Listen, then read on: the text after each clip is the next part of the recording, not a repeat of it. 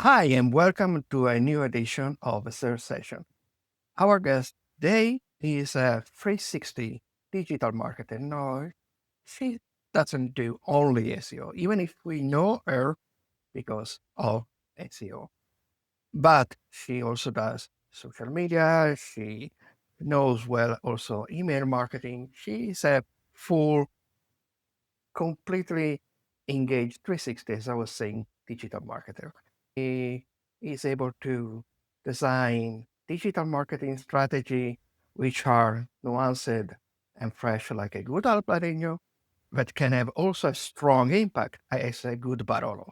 She is tasty like a sweet chocolate, but they can sometimes have the irony and the right sarcasm to be bitter like a dark 99% chocolate. Our guest today is Judith Lewis. Hi, Judith. How are you doing? Hello, I'm very good, thank you. That's a lovely introduction. Everybody loves a good Barolo with dark chocolate, though. So good pairing you got there. Yes, I'm not a really, uh, I don't drink that much wine, but I prefer when I have to do to choose the right one, Yeah. especially red wines because, you know, white wine, because of how they are made, sometimes can cause me a strong headache. So I prefer to Oh. avoid white wine. My wife, she's a big lover of Galician wine. So Ooh, Barolo, so not Barolo, Albarino, Godello. I was gonna say that's a funny area of Yeah, yeah, Galicia. yes. So yes, this kind of, Albarino is a especially the really Albarino, the underloved. one that are bred Yeah, close to yeah. the coast.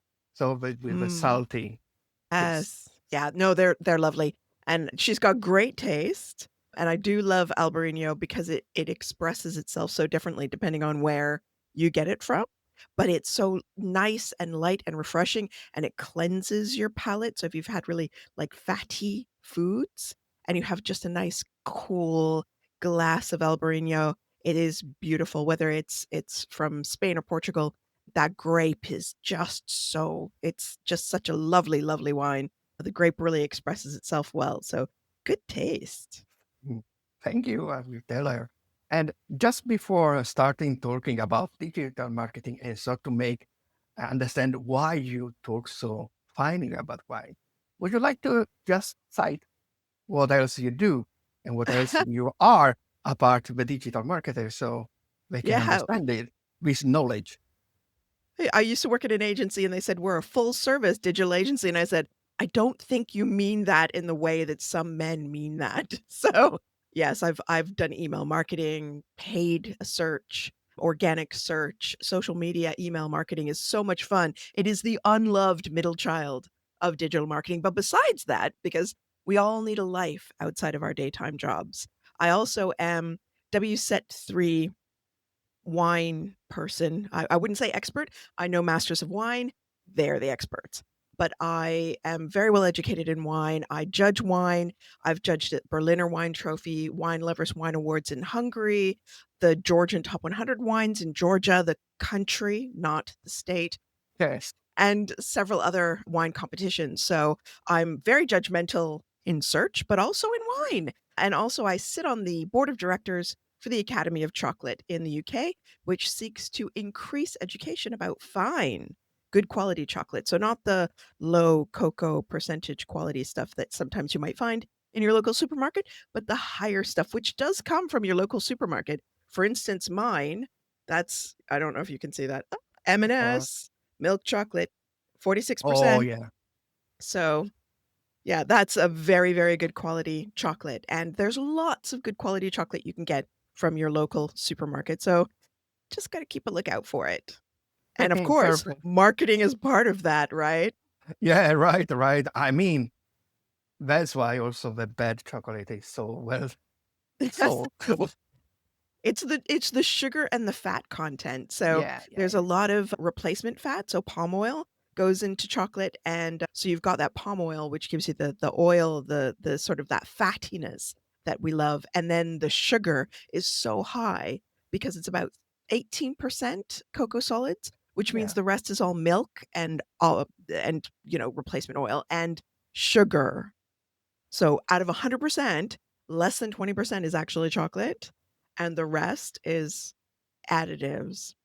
Yes, and addictive because sugar is addictive. Yep, And that's why when you start saying you love chocolate, you want to eat more and more because it's the sugar. So, exactly. returning to the world of digital, with a question that I ask to all my guests, how is SEO treating you lately? Luckily for me, I am being treated very well by SEO and other forms of digital marketing. Your mileage may vary, but SEO is treating me very well. My clients are not necessarily benefiting massively from the recent changes, but they're not being pinged. So they're either stable, increasing a little bit because of seasonality or the work that we're doing, but they aren't decreasing. And in fact, I'm working with some companies right now to increase their visibility across more of the, I would say, the chain of searching. So for someone either in SaaS or in a product, yeah, buy the product, but nobody thinks about the post-purchase journey, and that's what I'm working on with one of my clients right now, is improving that post-purchase journey so that if people have questions about support or how to do something, we are targeting those searches in the search results. So they're not calling us up, they're not bothering us, they're not emailing us, they're not costing us people time.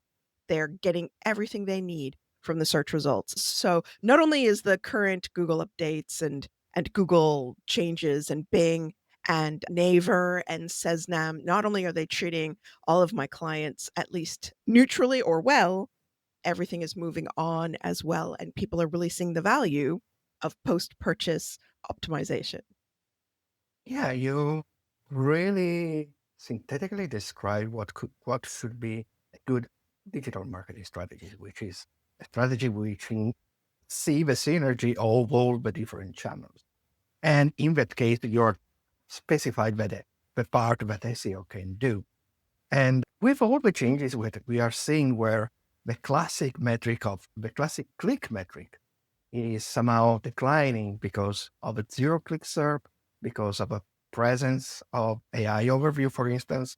And we saw how for informational queries, especially AI overview is cutting CTR a lot. How much you would reinforce this holistic strategy for a company that want to be visible, but know that maybe the traffic is going to be less. So to make this traffic better. Yeah, I mean, we didn't always convert. So I've got B2B mostly. So most of my clients are B2B, but I do have a couple of B2C clients. And I think for them it's much easier to illustrate it for them because B2B tends to be lower search volume and informational queries will often lead to a click regardless of the AI overview because of the complex nature of the query and the needed result. So they don't just need what the AI overview says, they also need to know a lot of information around it. And it often does not come out in an AI overview what they need around it. So they don't just need to know what a non woven textile is. What they actually need to know is the size of the extruded material that goes into the non woven fabric. So it's a little bit more complex than Google can give an answer to. However, for my B2C clients, where we see the great decoupling, as it's been called by many people, where we're not getting those click throughs on informational queries, we weren't converting super well on them. So, one of my clients has been running a joke factory for many, many, many, many years. And they do have some products placed in there and they track whether they sell the products, they track clicks from that joke section into the main section to see if anybody's actually converting. Extremely low conversion, and those are kind of like, you know, not informational queries, but just kind of light queries where somebody is asking a question about a product. As long as the information is accurate in Google, I'd rather that it came there than they click through, they see something, they go away, and we're like, okay, well, were they interested in that service or product? And they didn't get what they needed? Or was it just that it was an informational query? They're answering a question on an exam or for a research paper or whatever in B2B, especially in airline elements where you're looking at PSS and things like that. It can be really a huge volume of click throughs that never result in anything because they are not our customer. They're not. And so it messes with my analytics if I can't see who I actually was targeting versus who was just coming through to answer a question on a quiz or on a term paper or something like that. So I'm not I'm not out of love with AI overviews, but where I do see it in impacting some of my former clients, I don't work in pharmaceuticals at the moment, just by choice. But where I see it impacting them is the AI overviews that I've seen where, in the past, we might see queries like, "Am I pregnant?" And we see that coming through in Quora as well as in search volumes. And yes, I know Google cannot tell you if you're pregnant. And this is a problem for society, not just Google. A book I really strongly recommend, if you don't mind me doing it, is Everybody Lies by, I think it's Seth Stevens Davidovitz. It's somewhere behind me on one of these shelves. But I love it, but it tells you that people lie to people's faces and tell the truth to Google. So when someone types in "Am I pregnant?" in Google, and then at the moment, or the last time I checked, I was not served an AI overview. But that is where the biggest danger is incorrect information being pulled through as an answer. Like, well, if you're sick every morning, then you must be pregnant. Well, way to, stress somebody out that actually might have cancer or might have, I don't know, an allergy they didn't know about before, but they've been eating every day and now is making them sick, or is celiac or something else. So AI overviews worry me in the pharmaceutical industry. I've dealt with congestive heart failure, which is so depressing because basically you're going to die. And I've dealt with pregnancy, as I just mentioned, nappy cream, et cetera, et cetera. And, a plethora of things, including maybe some stuff we shouldn't mention. And I have worked in the three Ps of marketing. The terrific thing, just to make a notice about how AI overview and ELF are really present. AI overview for in the Wells Web Ranking website, where is a free tool for monitoring the evolution of the visibility of AI overview in different industries. And one of them is health. And health is where more, the biggest percentage, let's say, of AI overview is present for informational query, which somehow shocked me because I remember Google saying, no, for your money, your life, so health is clearly your life, we won't show AI overview. Evidently, they decided that they won't show AI overview for health clinic, which should be eventually cited for by an AI overview. If someone is searching for information, go to this clinic close to you, but not like a classic, I don't know, 3 cents health encyclopedia, because if not, be using Google as your own doctor, or even worse, using ChatGPT as your own doctor, can, apart the smallest danger that we have, that we are going to increase the number of hypochondriacs in the world to 2,000%. But returning back to what you were saying about your B2B client, this is something that I also noted with one of my B2B clients. And we created informational content because one of the types of persona that we target are people that are in that industry, but are not the engineer working in that industry, are the people buy the goods to give to the engineer. So they usually have a good knowledge, but not a deeper knowledge. So, and we have a bird country, which is our bird canary in the mine. And when we see that traffic is increasing from India, this website targets UK, that means that, okay, the informational content is working well, but the traffic that is coming is mostly from people that need to scrape the content, looking for very fast answer, or even you can see it from the queries in Search Console, because verbose query usually are copy paste from, as it was saying, test. Yes. Yeah. And so when we saw the reappear a lot in the AI overview because of this content, and we don't care if traffic is diminishing because we saw that the traffic to the more important pages is still the same. Moreover, that because of AI overview visibility in competition with really big multinational brands, is direct branded traffic and the traffic to the home page, where people then, as we monitor everything on the website, we see navigate, and after a very long search session, which can be months in this case, Yep. Yep. we know that they start micro converting. Maybe they already do a micro conversion in the first visit, but we know from the CRM that they finally convert after 6 months Yeah. because this is industrial products.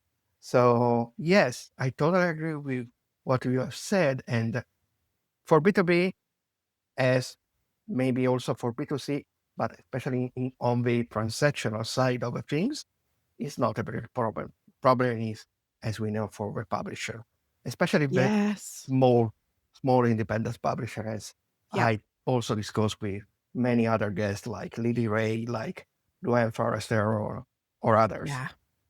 But when you were talking about AI, and so we tangentially talk also without citing them, hallucination. I really Yes. like a talk that you did quite recently on a video. People can search it. It's about uh, how to create. No, it's titled "The Evolving Landscape of SEO." It's no AI-powered SEO report. This is Yes. the Yeah. title of the video that is Yeah. quite recent, and people can find it, Google it, and eventually, obviously, we will present the link to the video in the description of our conversation. And in that video, you are presenting a, maybe the most fascinating use of AI for us SEO, which is using AI for improving and making faster our work so that it can be used for elaborating data faster than we can do, so we can concentrate on creating the insights of the data from the data. In fact, the the essence of your toolkit is the best marriage is using well AI for this, and then put your expert opinion over this data. Yes. But you Yeah. warn about the hallucination, and you Yeah. presented also tips about how to recognize that AI is substantially joking with us with its hallucination. Would you like to just give a few hints about this? Sure. I mean, I loved doing that because it was so much fun, and I wish that everybody could see the talk. So if they do have a chance to search for it, it is interesting because one of the tasks I had AI do is I said, everybody's saying, "Oh, AI is taking my job." People are using it to be the expert instead of asking the expert. And I think that's a really interesting tack. And if you look at some of the analysis of the way that AI is being used, it is what people are doing. They're asking AI to be the expert instead of them. And when you don't know what the answer should be, it's easy to be fooled by AI into thinking that it's actually giving you great results. One example I gave was I asked ChatGPT what I needed to know about Sequoia, and it said, well, Sequoia could either be a tree or an investment firm. And I was like, no, no, no, it's the Mac OS. And so it said, and I said, what do I need to know for my laptop about Sequoia? 2024, this OS came out. It's not brand new. And it still said, well, that doesn't seem to be relevant to a tree or an investment firm. And so I eventually gave it a URL and it still really got hung up. It didn't understand. And that is one of the biggest risks. If I didn't know exactly what I was asking about, I would just take whatever was given, which is what I did with Hotel Chocolat.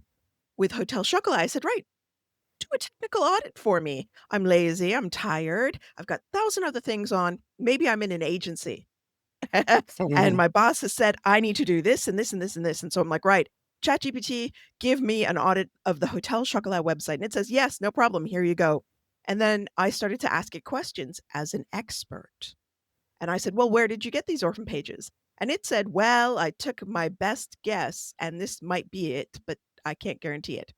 And then I said, well, can you give me some of the example things that I would need in a technical or in a monthly report? And it said, hey, okay, sure. Here's the organic traffic. Here's the referral traffic. Here's some direct traffic. And this is what it is. Here it is, how it is up and down on the month and all these things. And I said, wait, where did you get the data? I have not linked anything to you. And it said, oh, the data I just gave you. Well, that was just my best guess. It's not real, but you didn't say that. So I'm very cautious about using it that way, but taking large chunks of data in a closed environment, taking large amounts of data and trying to make sense of it is a really good way of using ChatGPT or another system. However, my caution was that we're the people that really should be interpreting the information that comes out of tools we already have. Everybody, we've got AWR, we've got Ahrefs, we've got SEMrush, we've got all these tools, SE Ranking, who are the people who did the reporting and AI video. We've got all these tools already. We're the experts. We take the data and interpret it. ChatGPT is going to lie to you. It's going to say, hey, I found these orphan pages, or hey, here's the data of the number of visits each month. And wow, when I saw that, I was like, I'm sorry, you what? Where did you get that from? Oh, I made it up. Oh, thanks, babes. That's not a really useful report, then, is it? So the video really does illustrate things well, but the hallucination part of it is something that we have been dealing with since the dawn of the search engine, and that is near matches. Think about it. We are constantly going to search. We look for through the search results for what matches. We have a term, pogo sticking, right? When somebody goes into a search result and then pops immediately back out and goes into the next search result immediately and maybe stays or pops back out again and goes to the next one. And it teaches Google what is and isn't relevant to that specific query. Well, that is a near match failing. What happens with a textual, it's a conversational almost response that we're getting. It's a not quite an exact response, but it's being dictated to us in a sense. What happens when we've only got one or two answers, like Sequoia? Well, it got it wrong and wrong.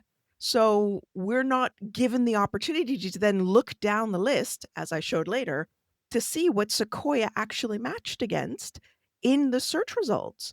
And as a result, that search result that I was looking at gave me what I needed because it gave me all the sorts of near matches. That's what a hallucination is. A hallucination is it picks one thing and it's the wrong thing, but it's a near match. And that's what I don't think that people are getting is it's basically what we've been dealing with for years in Google. We just didn't really have a name for it. Oh, yes, yeah, yes. It's the classic problem of disambiguation. Yes. And yes, I think that you stated well about hallucination. Hallucination are like good lies. A good lies always has something of truth inside. Yes. The best lies always have a little bit of truth. Yeah.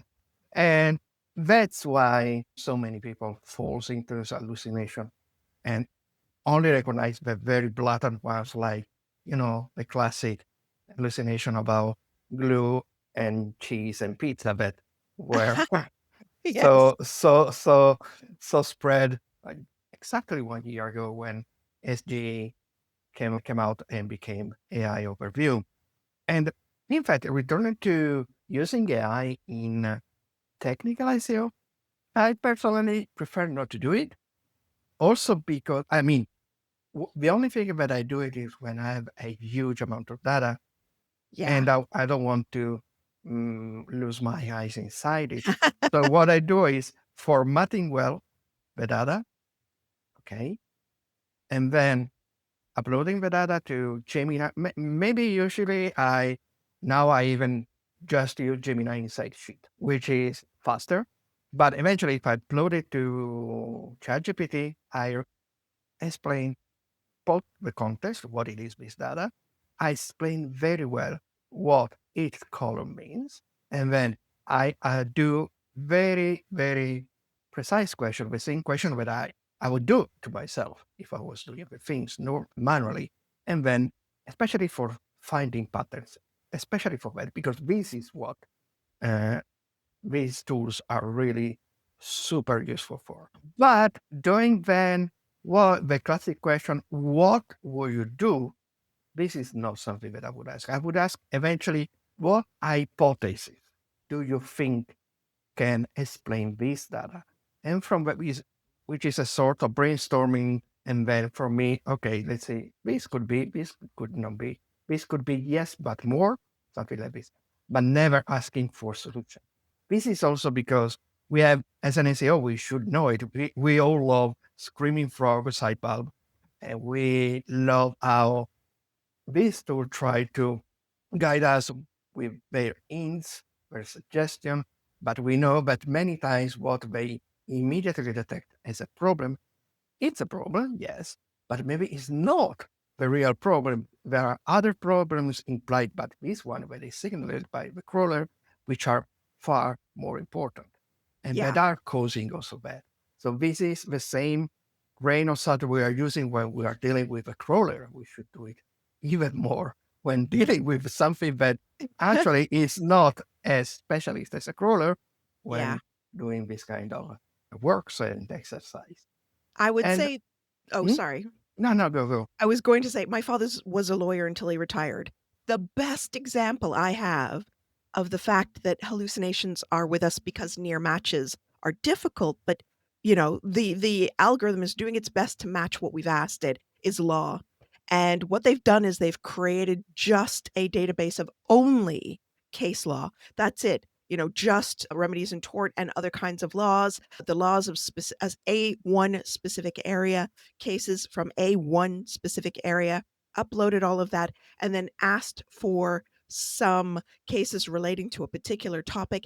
And even then, the AI got it wrong because it couldn't find the exact match and therefore gave a near match, which was wrong. It took judge from case A, defendant from case B, and plaintiff from case C and mashed it all together because that's matching what the person was asking for. So even with a really restrictive database, no other information from elsewhere, and an algorithm that is designed to really be restrictive, it still hallucinated really badly. And I think it was Don Anderson that was talking about some research that was done that said that hallucinations get worse the more specific we get.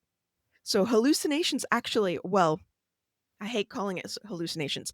The near match algorithm mistakes happen with increasing regularity the more specific we become because of the algorithm's difficulty in matching like for like. So when we try to get too specific and it tries its best, its hardest to try to match what we are asking in the way that it understands it, it increases the incorrect best match, so the near match rather than the exact match. And therefore, it gives what we call a hallucination as an answer. So law is the best example of that.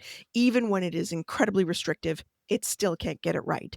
So that's why I said, be careful, be cautious, and you are the expert. I used Screaming Frog for a client, scraped the competition, chucked it into ChatGPT with the title tags, meta descriptions, etc., asked ChatGPT to classify them into groupings, and then had to correct it. However, it did the bulk of the work more quickly than I could. So, yes, you can use it. No, you cannot then send it off to the client without checking it first. Totally agree. Totally agree. Because if not, it's going to be uh, uh, also embarrassing. I try to justify the mistake. No, Yes, because it was my assistant named Chat and surname GPT that it, did it the is. mess. It was, I don't know, It's, chat, sha. It was my cat Chat, frog. he's a French collaborator. Chat Yes, GPT. sha.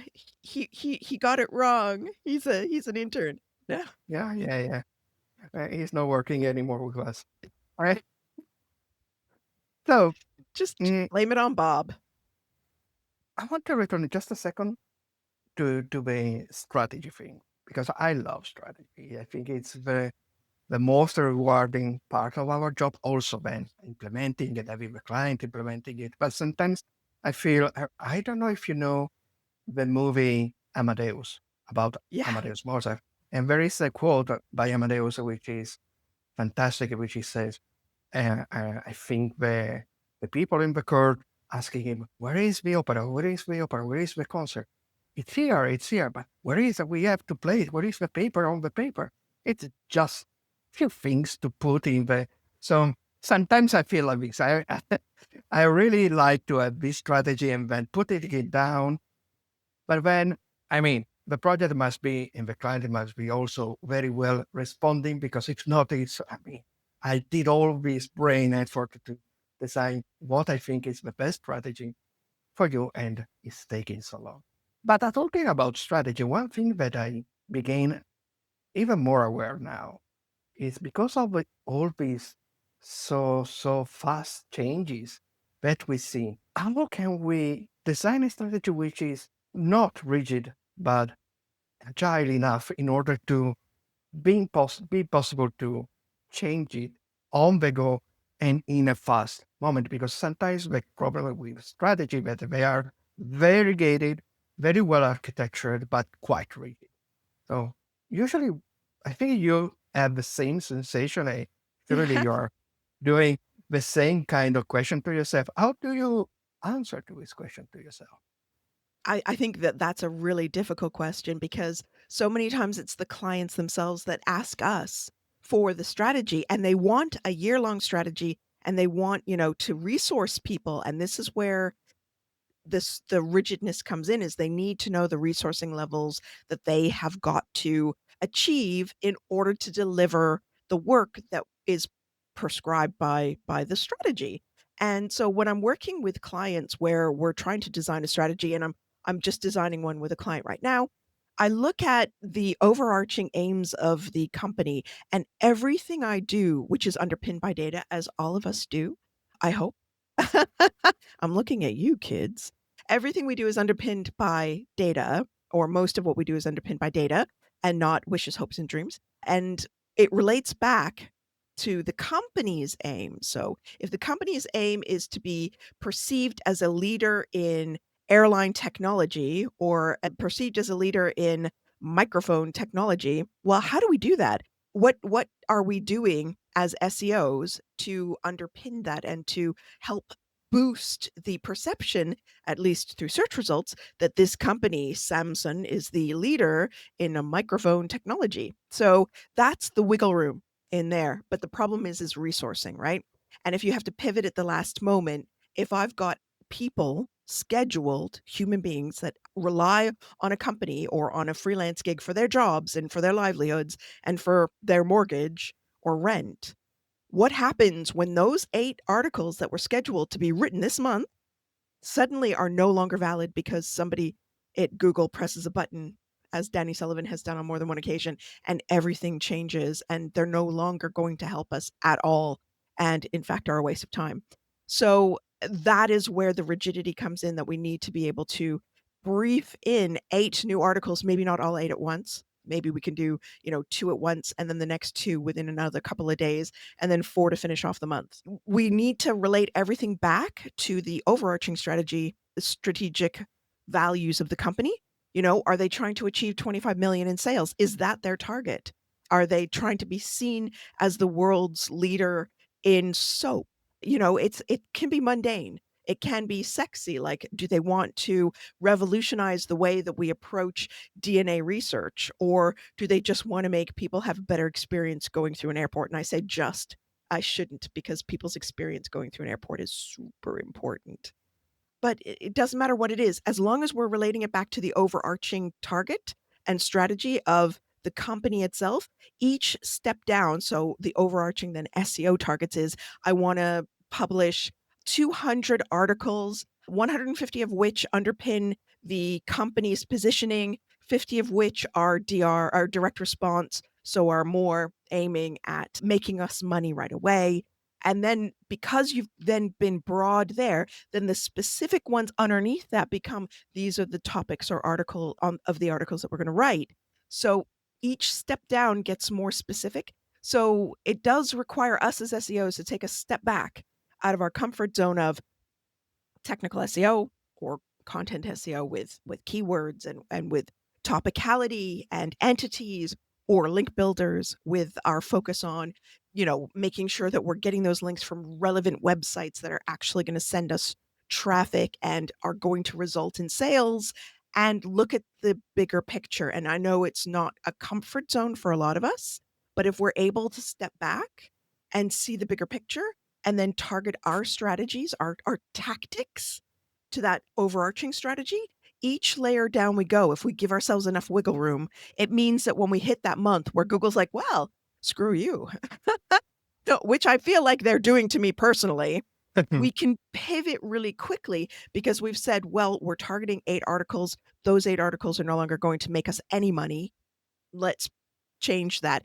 And when you say it like that to the CEO and everybody below, those articles are no longer going to make us the money that we had targeted them to make us. Everybody will be on board with you. If you say, well, the keyword optimization for the entity relationships that we were originally targeting are no longer valid. And so what we're looking at is creating a new entity framework in order to target these things. Nobody's going to be listening to you. If you're going to say they're not making us as much money as we wanted it to, that's when they're going to listen to you. So relate everything back to money, but remember stages, like big picture of the whole company, then big picture for your department, whether it's SEO or email marketing or whatever.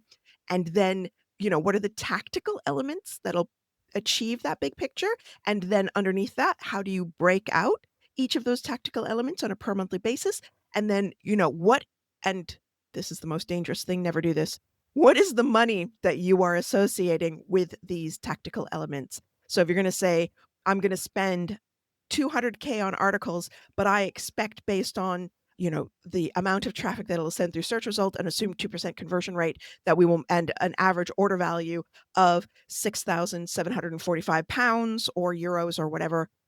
That's obviously made up because it's too low for B2B and too high for B2C, for some B2C, unless it's luxury goods. But if we think about it that way, then we can say, right, well, this is no longer achieving that particular goal because those numbers no longer are matching. So let's move things. And never share your money numbers with the CEO ever, ever, ever, ever, ever. Internally, within your group, your team, yes, make everything relate back to money. And then at the end of the year, report on that. Report on that money. You will look so good, so hot, so amazing, so sexy to the C-suite and to everybody below that you, whether you're an agency or in-house, will not only keep your job, you will get bonused, you will get retained, you will get the love because you've made the money count. So think about it that way always. Is it making me money? Is it making the company money? Is my boss going to look good? And that's how I think about it. So that's what we're doing right now with one of my clients is we're doing that. Okay, first of all, what is the company aiming at? Now, what is SEO aiming at? And that's why we're now looking at post conversion. So post purchase, we're putting in a huge number of articles which don't make the money initially. They make the money because we're going to lower the churn rate. So right now we have a percentage drop off, and we're aiming to reduce that without communicating that directly to the CEO, because we don't want to get in trouble for not targeting things that they thought they wanted. And instead we're targeting at what's going to make us money, and retaining is always cheaper than getting new.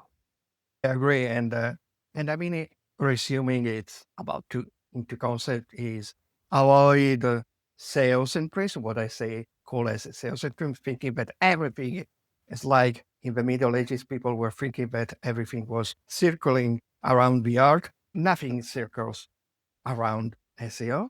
Usually the sun is the client and the business needs, and we are one of the planet. And secondly, don't focus only on the single tree, try to see all the wood, because if not, you're not going to see that there are more woods or that the wood is ending just behind yours. And our question, when I was reading your biography on LinkedIn to inform myself, I mean, I know you, but I wanted to be the good student and saying not to forget anything. If I'm not wrong, next year is your 30-year birthday in the digital marketing. if I'm not wrong, because you were saying that you started around 1996. Yep. Yeah. So a question. So because you have such a big experience, not only in question of times, but also in question of works and all the things that you have seen evolving, we are now entering this new stage of search, which is AI search. I don't enter in all the acronym nonsense because it's a nonsense, but let's call it AI search. And every age has its own myth. For instance, in our days, when we were all starting somehow and we were breaking website, we had this myth like, keyword density.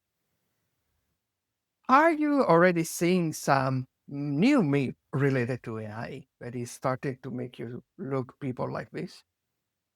Love that.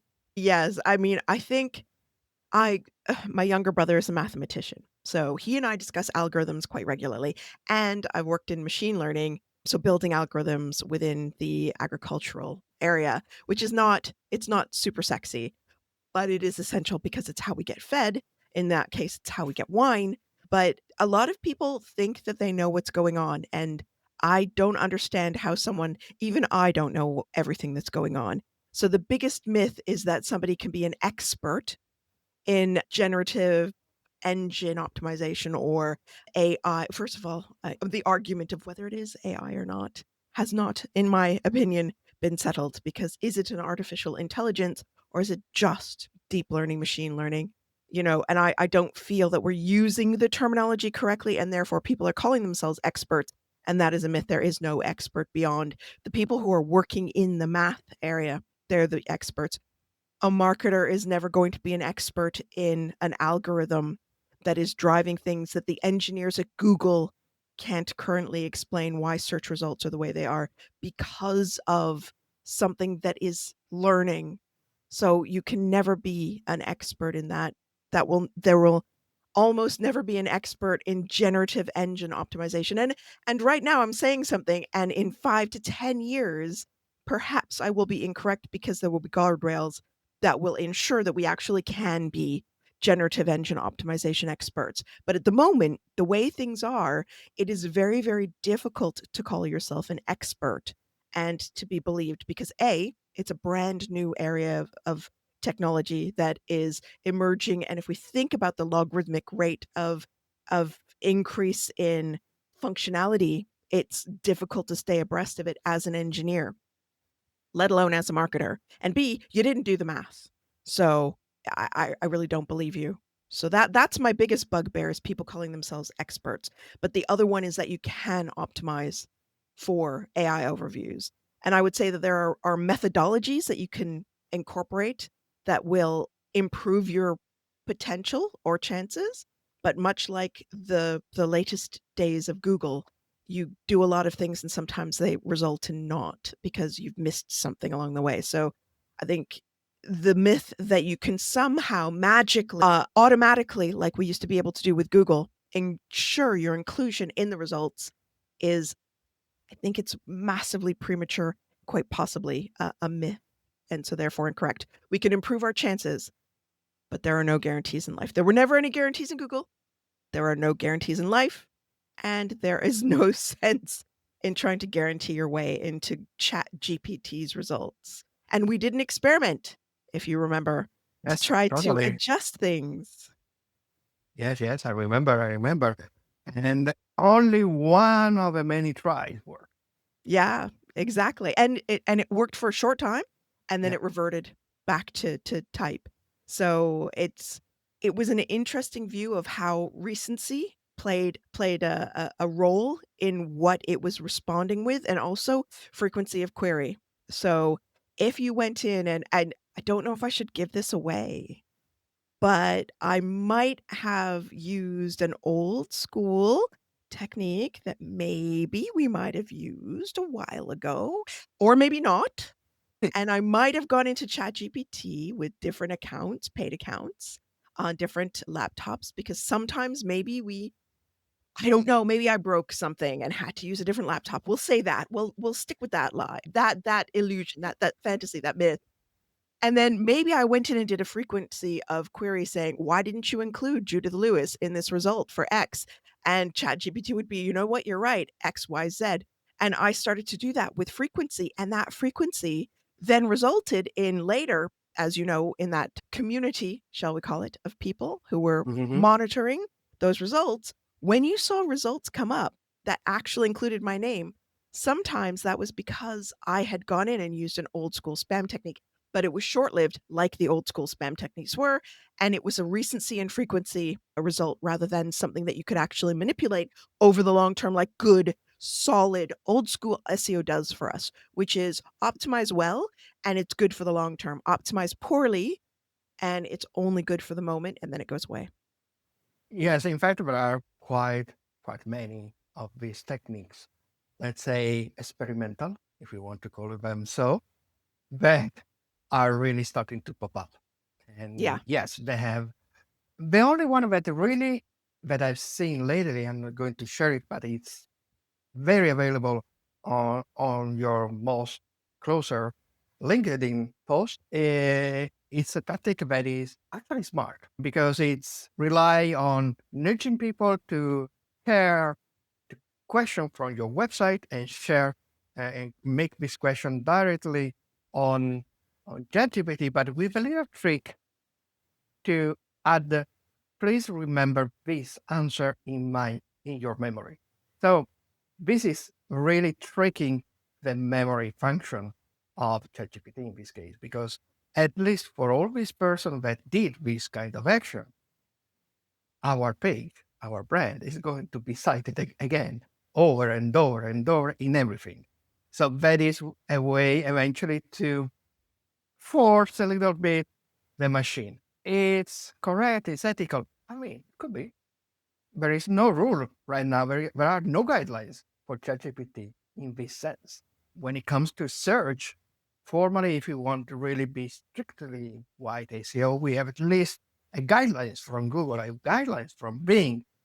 So no, it's better not go because if you go against these guidelines, there is a higher risk penalized. Yep. For ChatGPT, for LLMs, there are natural language processing tools. There is no rule. So we can call it persuasion tree, and there is no guidelines against persuasion. It's true. I think you'll find the persuasion doesn't have longevity as well. It's a frequency and recency thing. Yes. So it's going to be the same as our experiment. The frequency and recency when we were publishing, and also I'm not going to tell you that. That's a cheat. It has to do with how you publish certain things and where and in what way and how you phrase it. I'll say that. Oh, yeah. I think that people understood our watcher and listener.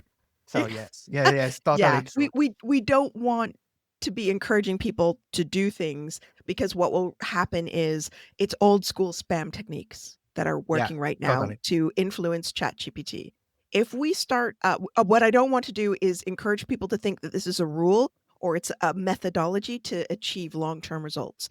Short-term results are fine. It's fun for fun. It is not fun for your client because, first of all, it costs them a lot of money because you have to keep redoing it. And second of all, it doesn't achieve the kind of long-term results proper SEO does. And we're not PPC. We are optimizing for an engine, and that is an LLM as opposed to a different type of engine. So I would say that the techniques that we used, and there were a number of techniques that were being employed, including what I would not recommend, spamming queries, but also you have to think about ChatGPT has session lengths. And after a certain period of time, that memory is flushed. So you're not going to see a lot of what we were doing held in memory. So even if we were to say, remember this, there's a particular period of time after which it's not going to remember it.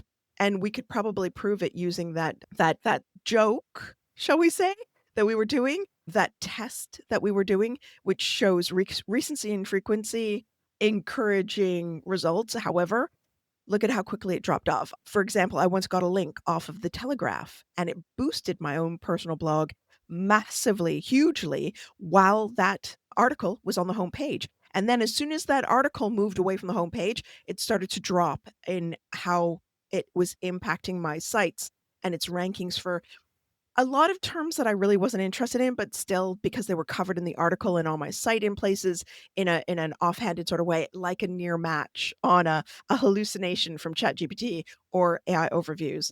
It did help, and then after time it tailed off, but it was a really quick tail off because the article moved away from the homepage, and so the amount of value that was being passed by that link reduced. And hopefully I am not saying anything that no one else knows already about how links work. But that is a really good example of frequency and recency in ChatGPT's results and how we were able to spam it and why it didn't last. Because as soon as we stopped the frequency with which everybody was posting stuff and how recent those posts were when they started getting older, it started to tail off and then it went back to form, which is what it was showing originally. So it is a short term spammy technique. Don't recommend it to a client. Don't recommend it as a methodology of being used for anybody else. So for fun, like we used to call it graffiti when we used to change the Google's search recommendations, when you type in chocolate chip cookie and it ends off or chocolate chip and then it ends with cookie recipe for me at least. And then you could put something else in. We used to call that graffiti. Don't do that for clients for the long term. A, it doesn't last. B, it's too much work to do. You could be spending your money better elsewhere. Yes, totally. And I think that as in the old days, we were doing, the wisest weren't doing for the client, weren't doing burning their own experimental website Yep. because that was in that day, because Google was relatively young, so we needed to, and there wasn't all this corpus of dev google.com documentation that is existing now. So we needed to really try to understand what was the alchemic recipe to be there.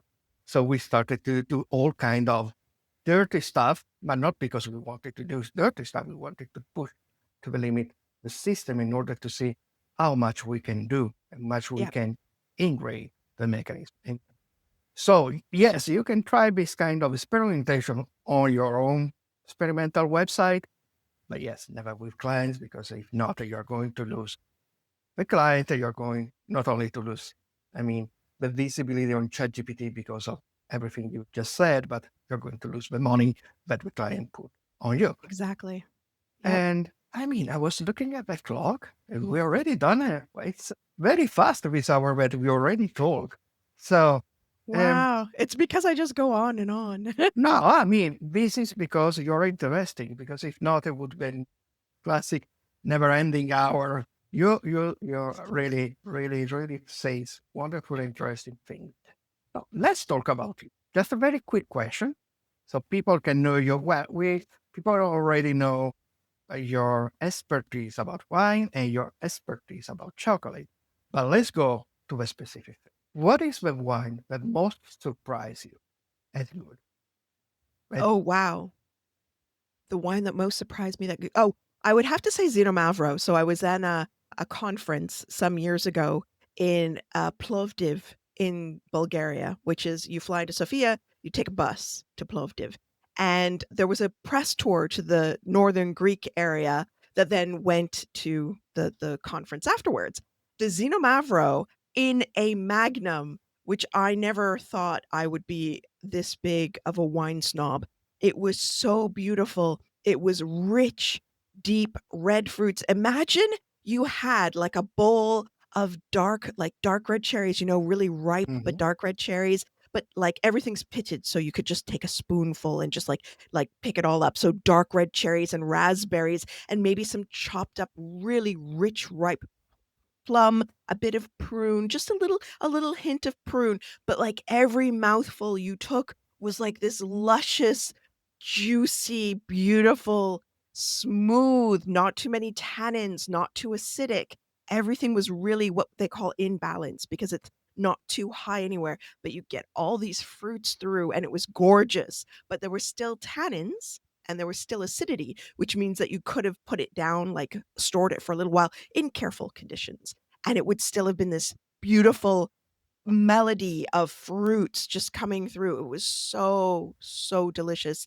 And I had never tried it before. and it surprised me because I was so used to international varieties and so used to, wines in Geneva, wines in like Switzerland in general, wines from Spain, wines from France, the general kind of experience that everybody has. And I'd had some from Germany, but this was my first experience of a really rich, beautiful, amazingly expressive wine that was an indigenous grape variety from somewhere that wasn't what we call international. So like Mhm. Cabernet Sauvignon grown everywhere. We call that an international grape. It was so deliciously amazing and it really surprised me. And since then, I've really sought out Eastern European, Greek, Turkish, and other lesser known wines, indigenous grape varieties, which is how I ended up in Georgia, the country, Mhm. trying Saperavi and Quaveri wines, which were, again, I think, although surprising, it doesn't have as broad appeal as something like the Zino Mavro does as a red because they're a little bit more challenging to the palate. They take you on a journey. They start you somewhere, they lead you on a journey, and then they end you up somewhere else than where you started. And I think those wines require your attention and concentration, but most people want to just sit back and sip something that is delicious. And that Mhm. was the one that surprised me the most. And talking about chocolate, what is your first memory of your love of chocolate? Maybe when you were a kid there in Canada, where you are born. It's really difficult to pinpoint my love of chocolate because it's as a child, it's such a beautiful, sweet treat. It's really delicious, and I have to say, I know people will come at me for this, but after eights. So when I was younger, I swear that after eights were more delicious, that the dark chocolate was a higher quality, it feels like, or maybe it's just because I was a kid. But that beautiful, like almost liquidy peppermint center with the very, very thin chocolate coating, and you would bite in, and that oozing center as you just pulled it away, and you felt this like immediate melt of dark chocolate and peppermint. It was so delicious, and it's why I have so many fillings right now. I really loved After Eights, and so for me at Christmas, that was a special treat was After Eights. But then when I've gone back to try them again, they're not as good. Mhm. Same with Turtles, which is a Canadian thing. It's a blob of caramel and Mhm. pecans coming out at four corners, which is why they look like turtles and smothered in milk chocolate. I swear they don't taste as good as they used to when I was a kid. So maybe it's just because I was a kid. Maybe it was because it's better quality. But yeah, After Eights and Turtles, some of the cheapest chocolate out there was where I started to love chocolate. Yeah, yeah, it's me. Like, I mean, it's the classic. I mean, Venutella when Venutella was really good. We've not so much palm oil in Yeah. 30 or 40 years ago. When I was a kid, and the classic, you know, merenda, how you call it, the snack at school was a piece of bread with Venutella, and I Yep. was happy. And Yeah. so to conclude, mm, you MC many conferences, but you also speak at many conferences. So let's say from after the summer, where are you going to be? So if people want to see you in real life, where they should go? Oh, wow. Okay, so I'm going to the SEO FOMO meetup on September 4th See you in there. Barcelona, so that's gonna be fun. And then after that, I think it's Digital Olympus on September 11th, I think it is, Yes, it is. in Amsterdam. And then after Digital Olympus, where am I? I'm going through my phone to look because I don't even know where I am anymore. Oh, DudaConf. So I'm going to be speaking online at the Duda conference. Mm-hmm. And then I'm after that off into October at Search and Stuff in Antalya in Turkey. And I mean, as an attendee, I would go because it's an all inclusive resort. And the single, because like when you're single, my husband doesn't come with me anymore. He's not as into these things as I am. For 3 nights, under €800 for a single person at an all inclusive resort on the beach in Antalya, which is, I think it's 5 stars. So yeah, that is amazing. I'm really looking forward to Search and Stuff. And then immediately, hot on the heels of Search and Stuff, and why I can't stay late at Search and Stuff to get a more of a tan, is the SERPConf Vienna.